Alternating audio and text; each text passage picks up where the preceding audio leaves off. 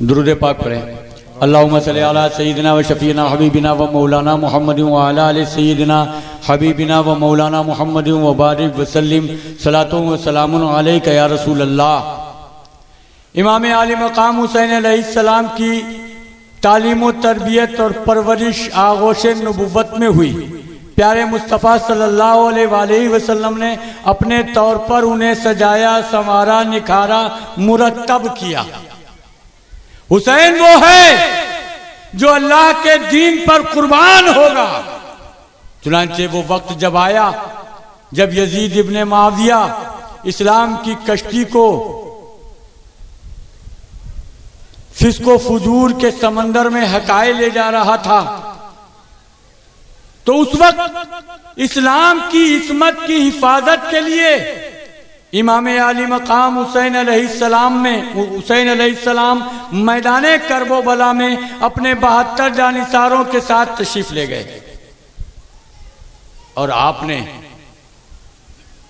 Yazidi फितने का मुकाबला किया। 22,000 का लश्करे जर्रार था। इधर मुकाबले में 72 नफूसे कुदसिया, 22,000 का लश्करे जर्रार। इमाम आली मकाम हुसैन अलैहिस्सलाम खौफजदा नहीं थे, बल्कि आपको एक जज्बा था कि खाह ये जान जाए तो जाए, सर कटे तो कट जाए, मगर दीन इस्लाम की आबरू न मिटे, नाना के दीन पर कोई धब्बा न लगे। सरकार इमाम अली मकाम हुसैन अलैहिस्सलाम ने एक कुर्बानी नहीं पेश की, एक कुर्बानी नहीं पेश की, आपने कुर्बानियां पेश की। बेटों की, भतीजों की, भांजों की, भाइयों की, आइज़ा व क़ारिब की कुर्बानियां पेश की और अपनी जाने अजीज भी राहे खुदा में कुर्बान कर दी। बेशक इमाम हुसैन अल हुसैनो मिन्नी व अना मिनल हुसैन का पैकरे जलील बनकर रसूल करीम सल्लल्लाहु ताला अलैहि वसल्लम के इस इम्तिहान में कामयाब उतर रहे हैं। ये हबीब का इम्तिहान है कि उसके जिगर गोशों को राहे खुदा में कुर्बान किया जाए। वो खलील का इम्तिहान था कि कुर्बान किया जाए, मगर वहाँ इम्तिहान मकसूद था कि कुर्बानी उनकी नहीं ली गई बल्कि जानवर की कुर्बानी ली गई। ये हबीब की बात है कि यहाँ जानों के बदले में जानवर कुर्बान नहीं होंगे बल्कि जाने ही कुर्बान होगी, क्योंकि खलील से हबीब का मर्तबा बुलंद है। अल्लाह ताया अला कदरिल बलाया, इम्तिहानात के बकद्र होते हैं। जितना बड़ा इम्तिहान होता है उतना बड़ा इनाम होता है। मेरे आका हुसैन अलैहिस्सलाम तरह तरह के इम्तिहानात से गुजरे, इब्तिला आजमाइश में मुब्तला हुए। कभी अली अकबर की शहादत के तौर पर, कभी अली असगर के हुल्कूम में तीर लग जाने की शक्ल में गरज के मसाइब ने, आलाम ने हर तरीके से हुसैन पाक को आजमाया, मगर हुसैन के पाए सिबात में लग़्ज़िश नहीं आई और आप साबित कदम रहे, राजी ब रज़ाए इलाही रहे। बेशक जिंदाबाद जिंदाबाद। नारे तकबीर, नारे रिसालत, नारे हैदरी, नारे हैदरी। जिक्रे शोहदाए करबो बला, जिक्रे शोहदाए करबो बला। दम मदार, नारे तकबीर, नारे रिसालत जिंदाबाद। जिस तरह हजरत इब्राहिम खलीलुल्लाह और हजरत इस्माइल ज़बीहुल्लाह अलैहिस्सलाम के इम्तिहान और उनकी कुर्बानियों के समरे में खुदावंदे तबारक तआला ने उनकी यादगारें अनमिट कर दी, इसी तरह इमाम आली मकाम हुसैन अलैहिस्सलाम और उनके शहदाइयों को, उनके वफादारों को रब तआला दुनिया व आखिरत में जिन इनामात से नवाजेगा, उनसे हटकर ये भी इनाम है कि उनकी यादगार भी क़यामत तक कायम रहेगी। ऐ सिबते नबी जाने अली आशिक़े वाली, दुनिया से मिटेगी न तेरी ताज़ियादारी। चाहे जितने फतवे मुफ्ती लगाए मगर हुसैन का ताज़िया बनता रहेगा, बनता बेशक। रहेगा। जो वफादार नबी हैं उनका ये ऐलान है, हम उठाते ही रहेंगे ताजिया शब्बीर का, जिंदाबाद, हम उठाते जिंदाबाद। ही रहेंगे सुभान ताजिया शब्बीर का। हजरत इमाम आली मकाम हुसैन अलैहिस्सलाम पर जिस तरह जुल्म व सितम किए गए, उसी तरह ताजियादारी पर भी जुल्म व सितम किए गए और किए जा रहे हैं। ताजिया पर कुछ तो जुल्म व सितम ताजियादारों ने किए कि बाज उसमें गैर शरई हरकतें राइज कर दी। उनसे बढ़कर जुल्म व सितम उन डॉक्टरों ने किया कि जिन्होंने जख्म तो पैर में था, गला काट डाला। उन मुफ्तियों ने ताजियादारी पे जुल्म किया कि ताजियादारी की बिगड़ी हुई सूरत को मजीद बिगाड़ कर लोगों के सामने पेश करके उसे नाजायज और हराम करार दिया। अगर कहीं कोई रस्म खिलाफ शरीयत है तो उस रस्म को खत्म करना चाहिए। ये नहीं कि कुल के कुल ताजियादारी ही नाजायज और हराम करार दे दी जाए, जबकि ताजियादारी नाजायज और हराम शरीयत की रोशनी में कहीं ही नहीं जा सकती। कोई साबित नहीं कर सकता कि ताजियादारी हराम। कई साल कबल इसी नवाबगंज में मैंने 10 लाख रुपए का इनाम रखा था। आज फिर कहता हूँ ताजियादारी को हराम साबित करने वाले 10 लाख रुपया इनाम ले लें। मुंह में जबान है, आप कहे तो कुछ भी सकते हो। मुंह में जबान है, कहे तो कुछ भी सकते हो, लेकिन साबित कर पाना आसान नहीं है। ताजियादारी को न आज तक कोई हराम साबित कर सका है, न हराम साबित कर पाएगा। अजीजान मोहतरम, ताजियादारी कोई आज की चीज नहीं है। सैकड़ों साल से ताजियादारी होती चली आ रही है। ताजियादारी हिंदुस्तान के सारे मुसलमानों का मामूल रही, बिला इख्तिलाफ, बिला इख्तिलाफ सारे मुसलमानों का मामूल। ताजियादारी की शुरुआत कब से हुई ये बात तहकीक से नहीं कही जा सकती, लेकिन सुल्तानुल हिंद अताउर रसूल ख्वाजा खाजगान हुजूर सैयदना ख्वाजा मोइनुद्दीन हसन चिश्ती अजमेरी रदियल्लाहु ताला अन्हु का चांदी का ताजिया शरीफ आज भी अजमेर शरीफ में हजरत बाबा फरीद के चिल्ले में मौजूद है, जिसकी 25 मुहर्रम को जियारत कराई जाती है। 25 मुहर्रमुल हराम को आज भी हुजूर सुल्तानुल हिंद ख्वाजा गरीब नवाज के चांदी के ताजिए की जियारत कराई जाती है। ताजिए की रिवायत बहुत पुरानी है। ताजिया अल्लाह वालों का मामूल है, ताजियादारी अल्लाह वालों का मामूल है। लोग कहते हैं कि तैमूर लंग बादशाह ने ईजाद की, ये बात गलत है। दूसरी बात कहते हैं कि तैमूर लंग बादशाह शिया था, ये भी गलत है। न तो ताजियादारी के मुजीद हजरत तैमूर लंग थे और न ही हजरत तैमूर लंग रहमतुल्लाह अलैह शिया थे, सुन्नी थे। हजरत सैयदना अमीर कुलाल रज़ियल्लाहु ताला अन्हु जो हजरत ख्वाजा बहाउद्दीन नक्शबंद के पीरो मुर्शिद हैं, उनके वो मुरीद थे। मदारे पाक ने भी उन्हें 7 पुश्तों की बादशाहत की बशारत दी थी। वो आशिक़ अहले बैत थे। इश्क़ अहले बैत की वजह से बाद अकाबिर ने उनकी मग़फ़िरत का मुजदा पाया। वो आशिक़ अहले बैत थे। हो सकता है कि उन्होंने अपने ज़माने में ताजियादारी को फ़रोग़ दिया हो।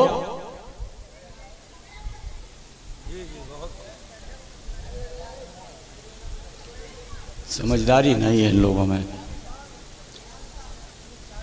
अरे यहाँ से ले जाते, चल भाग।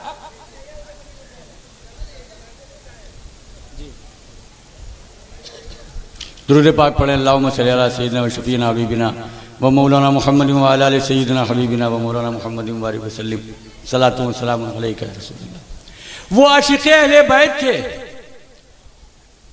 ताज़ियादार ज़रूर रहे होंगे और मुमकिन है उन्होंने अपने ज़माने में ताज़ियादारी को फ़रोग़ दिया हो, लेकिन वो ताज़ियादारी के मूजिद नहीं थे और वो शिया नहीं थे। ताज़ियादारी का मूजिद उनको कहना गलत, उन्हें शिया कहना गलत। ये मुखालिफीन ताज़िया की दोनों बातें झूठी। ताज़ियादारी तो अहले सुन्नत का शियार है। जब इस मुल्क में राफिजी नहीं थे, शिये नहीं थे, तब भी यहाँ ताज़ियादारी सुन्नी मुसलमान बल्कि औलिया किराम करते थे और आज भी करते हैं। सुभान अल्लाह जिंदाबाद। आज भी करते हैं। तो राफिजियों का शियार कह के नाजायज कहना भी गलत और बातिल फतवा है। शियार वो होता है कि किसी चीज के अंदर, किसी चीज में वो चीज पाई जाए, दूसरी चीज में पाई ना जाए।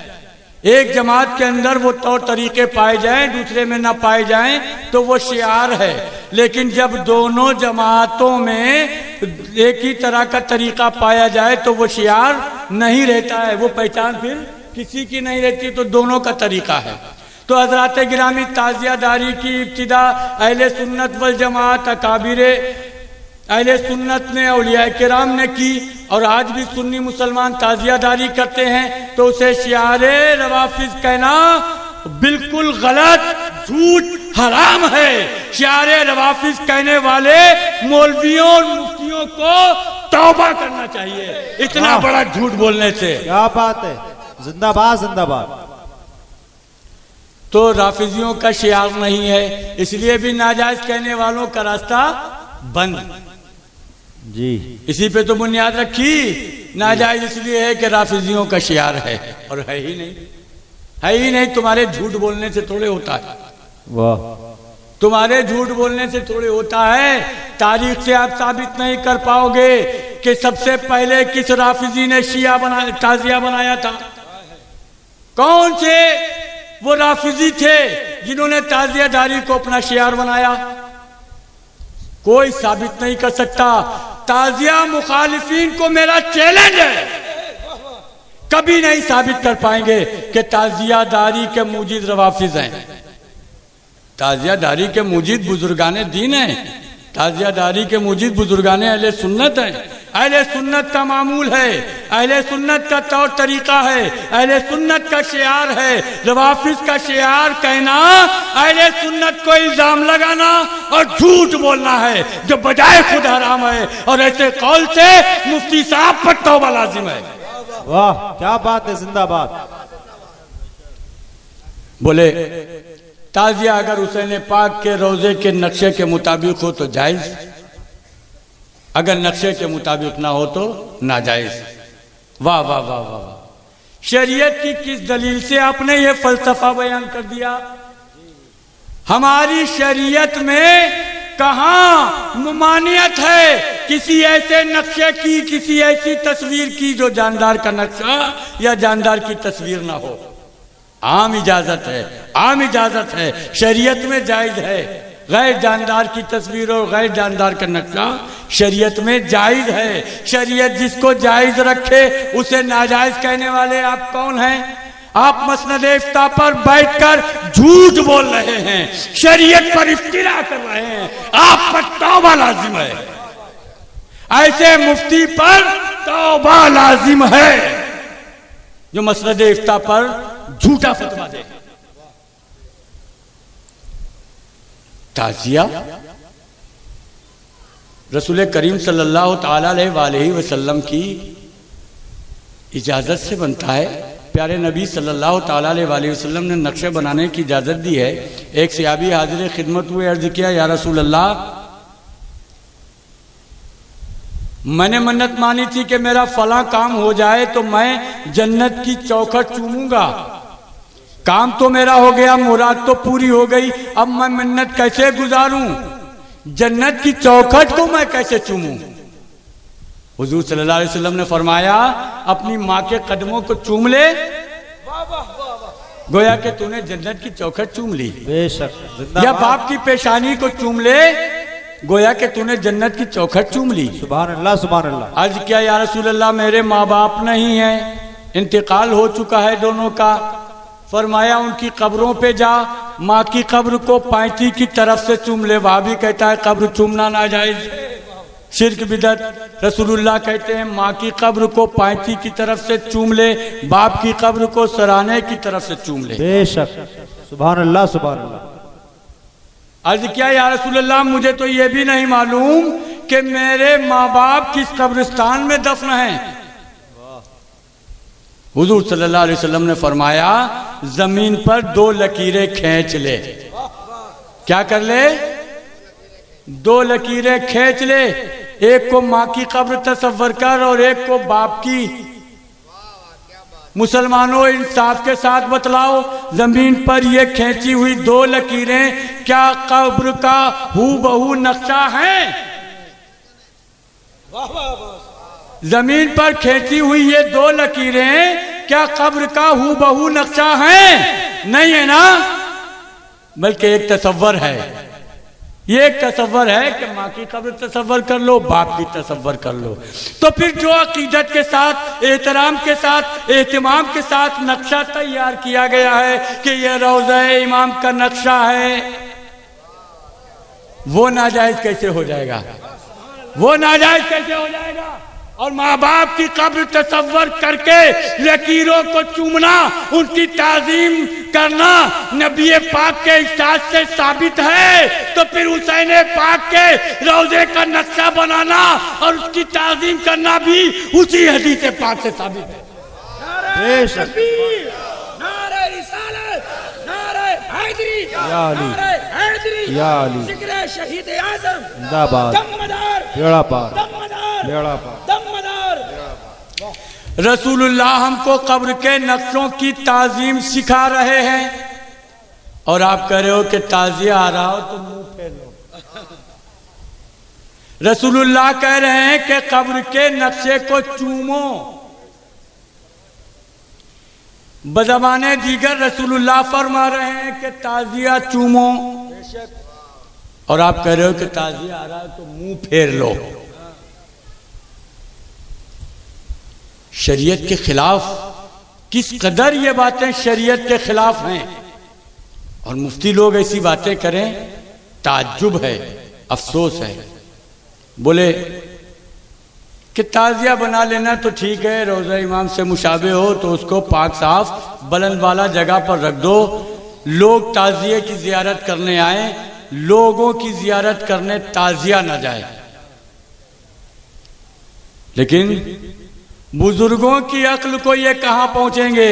रसाई अहले दिल की है जहां तक, खिरद वाले न पहुंचेंगे वहां तक।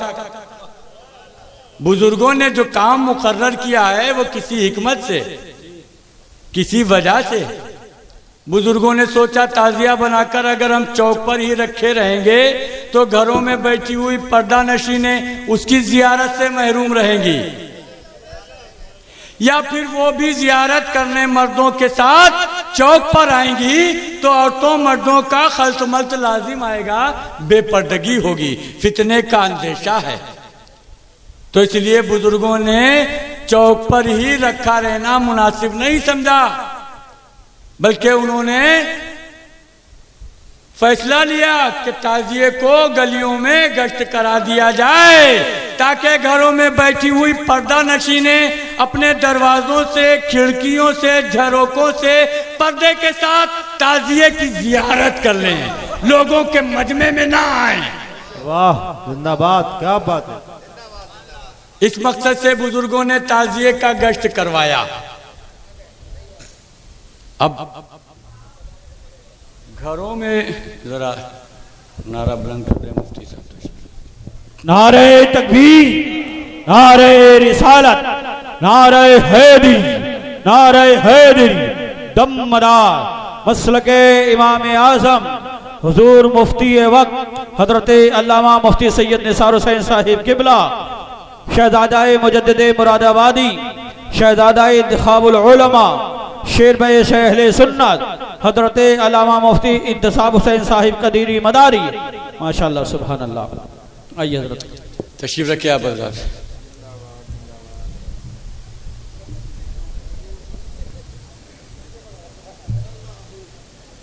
वालेकुम सलाम रहमतुल्लाह। ये तशरीफ लाए, तशरीफ रखें, तशरीफ रखें आप हजरात, तशरीफ रखें।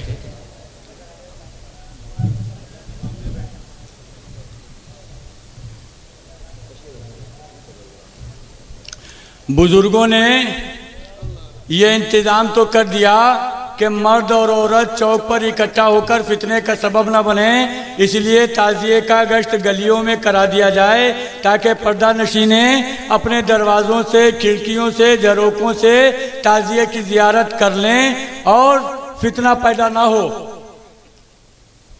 ताजिए का गश्त तो होना है, लाउड स्पीकर था नहीं। ये ताजिया कोई अंग्रेजों के जमाने का थोड़े है, फतवेबाजी तो अंग्रेजों के जमाने में लगाई गई। ये हक है, वाह। ताजिए के खिलाफ फतवेबाजी अंग्रेजों के जमाने में हुई। ताजिया तो बहुत पुराना है, सैकड़ों साल पुराना है, अंग्रेजों से भी सैकड़ों साल पुराना है। उस वक्त लाउड स्पीकर नहीं ईजाद हुआ था जिससे ऐलान किया जाता कि खवातीन हजरात, पर्दा नशीन माओ बहनों, ताजिया रहा है। लाउड स्पीकर नहीं था उस वक्त। ढोल एक ऐसा आला था जिसकी आवाज गूंजदार और बहुत बुलंद होती है। तो लोगों ने सोचा चीखने चिल्लाने से ये बेहतर है कि ढोल बजा दी जाए, उसकी आवाज सुनकर घरों में औरतें समझ जाएंगी कि ताजिया आ रहा है। वाह सुभान। याद रखो, तुमको धोखा दिया जाता है कि ढोल बजाना हराम है। हम भी करें ढोल बजाना हराम है, वो करें नकारा बजाना जायज, हम करें नकारा बजाना भी हराम, पीपा बजाना भी हराम, जमीन बजाना भी हराम, चप्पल बजाना भी हराम।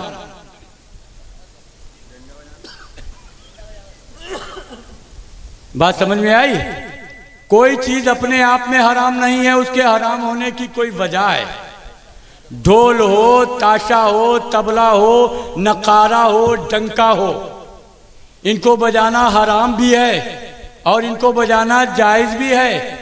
इस्लाम में बजे हैं, अहले इस्लाम ने बजाया है। ढोल अगर ऐलान के लिए मस्जिद में भी बजाया जाए, ऐलान के लिए अगर मस्जिद में भी बजाया जाए तो जायज है। आप में से कोई गए होंगे आगरा और दिल्ली, शाहजहानी जामा मस्जिद में देखा होगा बहुत बड़ा नक्कारा रखा हुआ है। मैंने देखा रमजान के दिनों में इफ्तारो सहर के वक्त वो नक्कारा बजाया जाता है। क्या मकसद? मकसद ये नक्कारे की आवाज सुनकर रोजेदार समझ लें कि इफ्तार का वक्त हो गया। तो नक्कारा बजाकर क्या ऐलान करना है कि इफ्तार का वक्त हो गया, सब लोग रोजा इफ्तार लो। बेशक हक। नक्कारा शहर में बजा के क्या ऐलान करना है कि सहरी का वक्त हो गया, जागो सब लोग, सहरी खा लो, रोजा रख लो। मस्जिद के अंदर, जामा मस्जिद में नक्कारे बज रहे हैं। बजाना अगर हराम होता तो मस्जिद में रमजान के दिनों में बजाया जाता। मालूम हुआ कि हराम हर सूरत में नहीं है, हराम होने की एक सूरत अलग है, जायज होने की सूरत अलग है। ढोल अपने आप में हराम नहीं है, बल्कि उसके बजाने का मकसद और बजाने का तरीका उसको या तो जायज करता है या हराम करता है। ढोल बाजे, पीपे, घुंघरू पुंगरू कुछ भी हो, ये अगर लहवो लाइब के लिए, नाच गाने के लिए बजाए जाएंगे, ये लज्जत नफ्स के लिए बजाए जाएंगे तो हराम है। इनमें से ऐसी साज पैदा हो कि इंसान पर मस्ती की कैफियत तारी हो जाए। जैसे शराबी बदमस्त हो जाता है, ऐसे ही साज सुनने वाला मस्त हो जाए, उसका बदन थिरकने लगे। जब ऐसी साज पैदा हो, जब ये लहवो लाइब के लिए बजाए जाए, जब लज्जत नफ्स के लिए बजाए जाए तो हराम है। चाहे वो ढोल हो, नकारा हो, तबला हो, डंका हो, कुछ भी हो, जब लज्जत नफ्स के लिए बजाए जाएंगे तो हराम है। लेकिन अगर उनसे ऐलान मकसूद हो किसी चीज का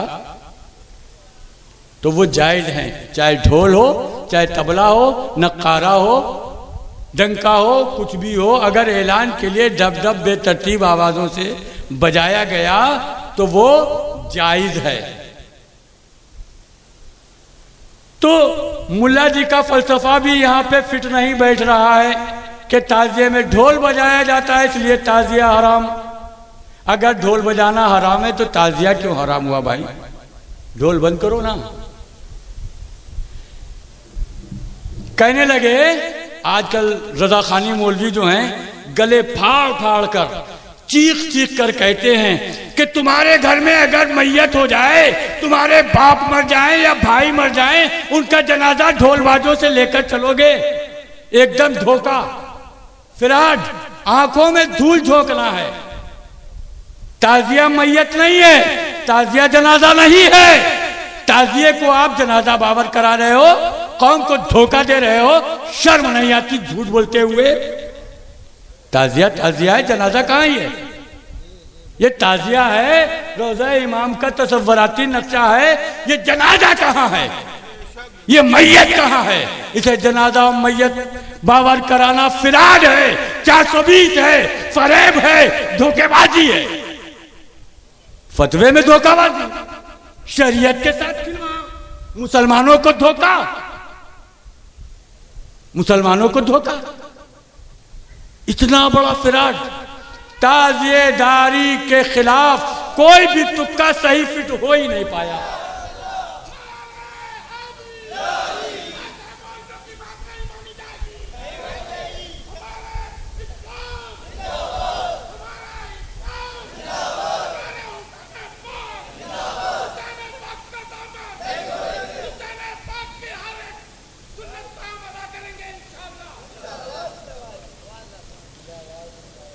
ताजिया ताजिया शरीफ है, जनाजा नहीं है, मैयत नहीं है। मैयत में और ताजिए में बहुत बड़ा फर्क है। लिहाजा इसे जनाजा बावर कराना, मैयत कहना ये गलत है, ये धोखेबाजी है। ऐसे मौलवियों से, मुफ्तियों से हमको होशियार रहने की जरूरत है। एक मौलवी साहब बोले कि मुहर्रम में मसनूई कब्रें बनाई जाती हैं। ये भी फिराड, ये भी खुला हुआ फरेब, ये भी धोखा, आंखों में धूल झोंकना। कौन बनाता मसनूई कब्रें? आज तक हमने तो पूरे हिंदुस्तान में कहीं देखा नहीं कि मुसलमान मुहर्रम में मसनूई कब्र बनाते हों। मसनूई कब्र जानते हो क्या होती है? मसनूई कब्र होती है कि ये जमीन पे कब्र तो थी नहीं, किसी ने तुरबत नुमा एक ढेर बना दिया जो देखने में कब्र मालूम हो रहा है, लेकिन उसके अंदर कोई दफन नहीं है। अंदर दफन कोई नहीं है, ऊपर से तुरबत नुमा बना दिया। इससे लोग धोखा खा रहे हैं कि ये किसी की कब्र है, इसके अंदर कोई दफन है। यह है मसनूई कब्र, और ऐसी कब्र को बनाना शरीयत में मना किया गया है, क्योंकि ये धोखा है ना, बेशक धोखा है। रजा खानी मौलवियों के अलावा शायद ही कोई इतना बड़ा बेवकूफ हो जो खपाज से बनाए हुए ताजिए कब्र के नक्शे को, जो कागज, पन्नी या कपड़े से सजाया गया है और जिसे लोग कानों पर लिए लिए इधर उधर गश्त कर रहे हैं, उसको कब्र समझ बैठे। ये रजा खानी मौलवियों के अलावा इतना बड़ा बेवकूफ कोई हो नहीं सकता। आप लोगों ने देखी, आप लोगों ने वो ताजिया देखा जो तुरबतों वाला होता? कहीं देखा किसी जगह जियारत की? नहीं देखा। जहां भी होते हैं तो कपाज के बने हुए होते हैं, कागज, पन्नी या कपड़े से सजाए हुए होते हैं और लोग उन्हें कांधों पर लिए लिए फिरते हैं। देखने वाला दूर से ही समझ जाता है कि ये कपाजों का ढांचा है, ये ताजिया है, इसके अंदर कोई दफन नहीं है, ये कब्र नहीं है। लेकिन रजा खानी मौलवियों की अकलें तो मारी गई हैं, वो कहते हैं कि मुहर्रम के दिनों में मसनूई कब्र बनाते हैं। अरे ये मसनूई कब्र नहीं है, बल्कि ये कब्रों का नक्शा है, ये कब्रों का नक्शा है। और नक्शा बनाने की इजाजत शरीयत में है, शरीयत ने मना नहीं फरमाया है। ये मसनूई कब्र नहीं है, तो इसे मसनूई कब्र कह के आप ताजियादारी को नाजायज करार दे रहे हो, तो ये भी तुक्का आपका फिट बैठा नहीं। बात यह है कि ताजियादारी तो जायज है ही, और जायज को कोई नाजायज साबित करे तो शरीयत से तो साबित कर नहीं सकता जी। वो फिराड ही करेगा, इधर उधर से जुगाड़ें लगाएगा, तुक्के भिड़ाएगा, जुगाड़ों और तुक्कों से नाजायज और हराम साबित करेगा। ताजियादारी के लिए यही हुआ। जब तक इस मुल्क में अंग्रेज नहीं आए थे, बिला तफरीक बिला इख्तिलाफ यहाँ के सारे मुसलमान ताजियादार थे। बेशक सारे मुसलमान ताजियादार थे। कभी भी किसी आलिम साहब ने ताजियादारी के खिलाफ फतवा सादिर नहीं किया। एक ऐसा आलिम भी पैदा हुआ जो महज आलिम नहीं था, बल्कि वो बाइख्तियार था, पावरफुल था। शहंशाह औरंगजेब आलमगीर रजी अल्लाह ताला अन्हु, बेशक, जो बहुत बड़े आलिम, मुफ्ती, मुत्तकी, परहेजगार, मुजद्दिद थे और बादशाह इस्लाम भी थे। बेशक, यानी इल्म के साथ साथ फतवा नवीसी के साथ साथ उनको ये ताकत भी हासिल थी कि वो बिदआत को, खुराफात को, हराम कामों को अपनी ताकत से बंद करा सकते थे, रोक सकते थे। उनका एक बहुत बड़ा इल्मी कारनामा है फतावा हिंदिया, जिसको फतावा आलमगीरी भी कहते हैं। बहुत से उलमाए किराम की निगरानी में आपने वो फतवों का मजमुआ तैयार कराया, बेशक, फतावा आलमगीरी। पूरे फतावा आलमगीरी को आप पढ़ जाइए, कहीं भी आपको नहीं मिलेगा कि ताजियादारी हराम, कहीं भी नहीं लिखा होगा कि ताजिया बनाना नाजायज। ये तो कहीं भी उन्होंने नहीं लिखा, लेकिन तारीख से ये साबित है कि उसी मुफ्ती ने, उसी आलिम दीन ने, उसी मुत्तकी परहेजगार ने, उसी मुजद्दिदे दीन ने, उसी बादशाह इस्लाम ने एक ताजिए को अपने सर पर रखकर चौक पर पहुंचाया। बेशक, सुभान अल्लाह, जिंदाबाद। तारीख में ये तो मिलेगा कि ताजियादारी के मामले में दो पार्टियां लड़ गईं, तो आपने ताजियादारों के हक में फैसला सुनाया और ताजिया उठवाया। बेशक हक है, जिंदाबाद। लेकिन ताजियादारी के खिलाफ उनका भी कोई फतवा नहीं मिलेगा। ताजियादारी के खिलाफ जो फतवे अब तक मेरे सामने आए और जहां तक मुमकिन है जो लिखे गए वो अंग्रेजों के जमाने में ही लिखे गए। उसमें वजह थी, बिला वजह नहीं हुआ। मुहर्रम के महीने में खास तौर से ताजियों के जुलूस में अखाड़ा होता है। अखाड़ा जानते हैं? जी, बेशक। लाठी चलाने का फन, तलवार चलाने का फन, फुनूने जंग सीखना, उनकी मश्क करना और उनका मुजाहिरा करना, यह हमारे बुजुर्गों का तरीका और मामूल रहा है। मौलवी साहब लिखते हैं कि ये लाइव है, लाठी वगैरह नहीं खेलना चाहिए, ये नाजायज। इस्लाम में यही तो एक खेल है जिसको जायज रखा गया है। यही तो वो खेल है जो सहाबा किराम ने भी खेला है, यही तो वो खेल है जो हुसैन पाक ने भी खेला है। इसको तुम नाजायज कहते हो? बेशक। दीन की हिफाजत के लिए, हक की हिमायत के लिए, अपनी जानो माल, इज्जत और आबरू की हिफाजत के लिए इस फन को सीखना और इस खेल को खेलना जरूरी है। बेशक, जिंदाबाद, जिंदाबाद, माशाल्लाह, बहुत खूब। साहब कहते हैं नाजायज है। तो ये अखाड़ा था जिसकी वजह से ताजियादारी को अंग्रेजों ने हराम कहलवाया, लिखवाया। अंग्रेज जब यहां आए उन्होंने यहाँ की हुकूमत मुसलमानों से छीनी थी। मुसलमान हमेशा यहूदो नसारा को धूल चटाते आए थे जी। तो मुसलमानों से वो डरते भी थे। उन्होंने यहाँ की हुकूमत मुसलमानों से छीनी थी। उन्हें ये डर रहता था कि मुसलमान कभी एकजुट होकर, एक ताकत होकर कहीं अंग्रेजी सरकार का तख्ता न पलट दें, इसलिए अंग्रेज तरह तरह की साजिशें रचते थे मुसलमानों में इख्तिलाफ और फूट डालने की। अंग्रेजों का तसल्लुत हुआ और अंग्रेजों ने अपने जुल्म सितम शुरू किए तो 1763 ईस्वी में, हम 1857 के गदर की बात नहीं कर रहे हैं, 1763 ईस्वी में हजरत बाबा मजमू शाह मलंग मदारी रजी अल्लाह ताला अन्हु ने अंग्रेजों के खिलाफ हथियार उठा लिए और मैदान कारजार में उतर आए। अंग्रेजी फौज से उनकी जंग हुई, अंग्रेज शिकस्त खाकर भाग गए। दूसरी जंग लड़ी गई, तीसरी जंग लड़ी गई, चौथी जंग लड़ी गई, पांचवी जंग लड़ी गई। पांचों जंगों में से कोई भी जंग अंग्रेज जीत नहीं पाए और अंग्रेज भाग जाते थे। पांचवी जंग में हजरत बाबा मजनू शाह मलंग मदारी को मुजफ्फरपुर बिहार में गोली लग गई। आप जख्मी हो गए और वसीयत की कि हमको मक्कनपुर शरीफ पहुंचा दो।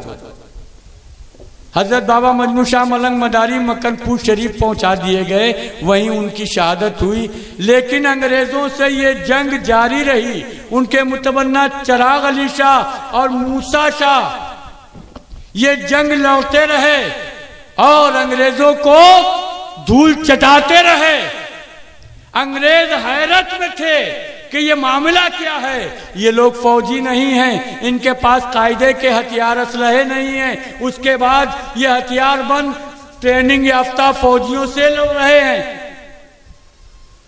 वो गौर करने लगे, ढूंढने लगे कि आखिर इनके ट्रेनिंग कैंप कहाँ हैं, जहां से इन्होंने ये जंग की ट्रेनिंग ली है, जहां से इन्होंने मशक की है। उनको कहीं कोई ट्रेनिंग कैंप नजर नहीं आया। उनकी नजर पड़ी मुहर्रम के अखाड़ों पर। उन्होंने देखा कि ये वो जगह है कि जिसमें तरह तरह के जंगी फुनून का मुजाहिरा करते हैं मुसलमान। बेशक तरह तरह के जंगी फुनून सीखते हैं। और उन्होंने देखा कि मुहर्रम के दिनों में मुसलमान एकदम जज्बाती होता है, जोशे जिहाद से सरशार होता है। एक एक मेले में हजारों हजारों का मजमा। अंग्रेज खौफजदा हुए कि अगर ये कौम बगावत कर देगी तो इनकलाब आ जाएगा। तो अंग्रेजों ने सोचा कि इनका ये सिस्टम खत्म किया जाए, इनकी तवज्जो मुहर्रम और ताजियादारी से हटाई जाए। अब अंग्रेजों ने शोशे छोड़ना शुरू किए अपने एजेंटों के बीच। याद रखो, अल्लाह के रसूल सल्लल्लाहु अलैहि वसल्लम ने फरमाया, अन्नासु अला दीने मुलूकिहिम, लोग अपने बादशाहों के दीन पर होते हैं। ऐसा नहीं है कि अंग्रेज आ गए थे तो सारे के सारे मुसलमान कट्टर मुसलमान रह गए थे। कुछ दुनियावी दौलत के हरीस और लालची भी होते हैं जो अपना ईमान बेचते हैं, जो अपनी इज्जत आबरू को बेचते हैं। अंग्रेजों ने अपने एजेंटों के जरिए से ये अफवाह फैलाना शुरू की कि इस्लाम में ढोल बजाना हराम है, ताजिया में ढोल बजते हैं, इस्लाम में औरतों का बेपर्दा होना हराम है, ताजिया में औरतें बेपर्दा होती हैं। इसी किस्म की अफवाहें उन्होंने गर्म कर दी। धीरे धीरे धीरे धीरे आम चर्चे में ये बातें आने लगी। मुफ्तियों के पास फतवे पहुंचे। उन्होंने सूरत हाल को देखकर बाद मुफ्तियों ने लिख दिया नाजायज़ व हराम। अंग्रेज का एजेंट बहरुल उलूम हजरत अल्लामा अब्दुल अली फरंगी महल्ली रहमतुल्लाह अलैह के पास इस्तिफ्ता ले गया और ताजियादारी की बिगड़ी हुई सूरत को उसमें पेश करके नाजायज़ व जायज़ का फतवा लिया। आपने सूरत मुस्तफसरा के मुताबिक तहरीर फरमा दिया कि ऐसी ताजियादारी नाजायज। नवाब साहब को मालूम हुआ कि मुफ्ती साहब ने ताजियादारी को नाजायज लिख दिया, तो उन्होंने कहा मैं उनको अपनी रियासत से निकाल दूंगा। ये खबर मुफ्ती साहब तक पहुंच गई कि नवाब साहब यहां से निकाल देंगे। मुफ्ती साहब ने सोचा कि जब वो निकाल देंगे तो इससे बेहतर है मैं खुद निकल जाऊं।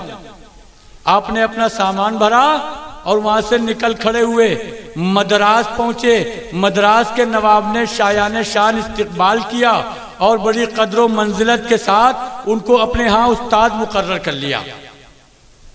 मुहर्रम शरीफ का महीना आया, ताजियादारों में तैयारियां शुरू हो गईं। अंग्रेज जानता था कि ये वही मुफ्ती साहब हैं जिन्होंने लखनऊ में ताजियादारी के अदम जवाज पर फतवा लिखा। सोचा कि मुफ्ती साहब तो वही है, फतवा तो यहां भी वो वही वाला देंगे। वहां तो एजेंट पहुंचा था, वो मुसलमान था, तो साजिश को समझ नहीं पाए थे। यहां अंग्रेज डायरेक्ट पहुंच गया। आपने इस्तिफ्ता देखा, अंग्रेज देखा, सोचा कि जायज नाजायज हराम हलाल का मसला तो हमारा है, ये तो हमारे दीन का मसला है, अंग्रेज को इससे क्या लेना देना है। हम जायज करें नाजायज करें, हराम करें हलाल करें, हमारे मामले में इसका क्या दखल है। आप समझ गए जरूर कोई साजिश है। आपने इस्तिफ्ता रख लिया, अपने लोगों से कहा कि तलवार हथियार उठा लो। सब लोग हथियार बंद हो गए। फरमाया अगर अंग्रेज ताजिया रोकेंगे तो हम अंग्रेजों से जिहाद करेंगे। 3 दिन तक उन्होंने अपने लोगों को हथियार नहीं रखने दिए, सब लोग हथियार बंद रहे। आखिर अंग्रेज आजिज आ गए कि ये सब तो हथियार उठाए हुए हैं, माहौल गर्म हो रहा है, जंग के इम्कानात हैं। अंग्रेज आए, बोले कि आप अपना ताजिया उठाइए, हम ताजिया नहीं रोकेंगे। तो ताजियादारी के खिलाफ फतवाबाजी अंग्रेजों की साजिश है, अंग्रेजों की साजिश है। अंग्रेजों की आमदे हिंदुस्तान से पहले ताजियादारी तो थी, मगर ताजियादारी के खिलाफ किसी भी मुफ्ती ने कोई फतवा नहीं दिया था, क्योंकि ताजियादारी शरअन जायज है और जो चीज शरअन जायज है उसे नाजायज और हराम साबित किया तो जा सकता नहीं। तुक्के ही भिड़ाए जाएंगे, जुगाड़े ही लगाई जाएंगी, चाहे वो सही बैठे या न बैठे। तो जुगाड़े भिड़ा के, तुक्के भिड़ा के ताजियादारी को नाजायज और हराम किया गया, शरई उसूल से नहीं। आप लोग याद रखें कि हम किसी मौलवी के कौल को, किसी मौलवी की तहरीर को दीन नहीं मानते। हमारा दीन किसी मौलवी की तहरीर या उसकी तकरीर नहीं है, बल्कि हमारा दीन दीन इस्लाम है। अगर कोई मौलवी हमारे दीन के मुताबिक बात कहेगा तो वो काबिल तस्लीम है, और हमारे दीन के उसूलों से हटकर कोई कुछ कहे तो वो काबिल रद्द है, उसे नहीं माना जाएगा। महज मौलवी के कहने से फतवा नहीं बन सकता, मौलवी के कह देने ही से दिन नहीं बन सकता। मौलवी की मिसाल वकील जैसी है। मौलवी कानून इस्लाम का वकील है। जैसे अदालत का वकील कानून दां होता है, कानून को वो जानता है। वकील कानून दां होता है, कानून साज नहीं होता। वकील कानून साज नहीं होता, बल्कि कानून दां होता है। अदालत में 2 वकील खड़े हुए, दोनों भारी भरकम वकील, दोनों चोटी के वकील, और दोनों में किसी मसले को लेके बहस हुई। एक कुछ कहता है और एक कुछ कहता है। बात एक ही है, एक बात को अपने अपने तरीके से साबित करना चाह रहे हैं। होता क्या है कि एक वकील मुकदमा हार जाता है और एक जीत जाता है। भाई अदालत ने हरा क्यों दिया?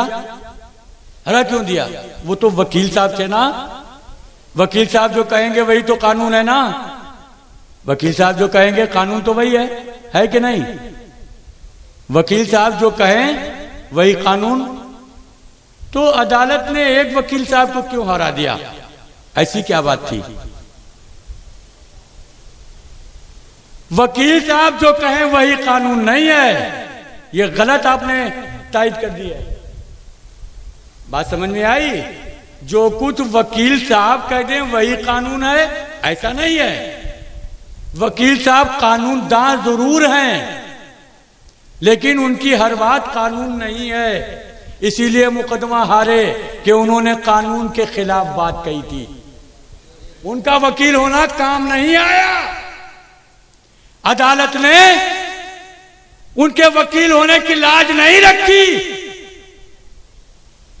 कानून के खिलाफ बोल रहे थे ना, इसलिए उनका मुकदमा खारिज कर दिया गया और मुकाबिल वकील को कामयाबी दे दी गई, क्योंकि उसकी बात कानून के मुताबिक थी। तो जिसकी बात कानून के मुताबिक है उसकी बात काबिल तस्लीम है, और जिसकी बात कानून के खिलाफ है, जिसकी बात कानून में नहीं है, उसकी बात रद्द की जाएगी। तो उलमा भी दीन के वकील हैं। अगर इनकी बात कानून के मुताबिक हो तो कबूल है, और कानून से हटकर हो तो इनकी बात भी वकील हारे हुए वकील की तरह है। बेशक हक है, जिंदाबाद। तो महज मौलवी होना काफी नहीं है, मौलवी की बात दीन इस्लाम के मुताबिक होना जरूरी है।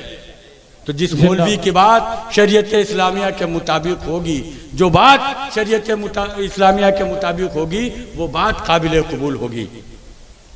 अल्लाह तबारक तआला हमें आपको सही फिक्र अता फरमाए और हमको गुमराह करने वालों से महफूज फरमाए। अल्लाह तबारक तआला इश्क़ अहले बैत और ज्यादा से ज्यादा अता फरमाए, और सरकार इमाम आली मकाम हुसैन अलैहिस्सलाम की ताज़ियादारी के सदक़े में खुदावंद तबारक तआला तमाम ताज़ियेदारों पर, तमाम आशिकान अहले बैत पर अपना बेपनाह फजलो करम फरमाए। अल्लाह हमारी आपकी सबकी दुआएं कबूल करे, मुरादें पूरी फरमाए। आमीन। वाखिर दावाना अनिल हम्दुलिल्लाहि रब्बिल आलमीन।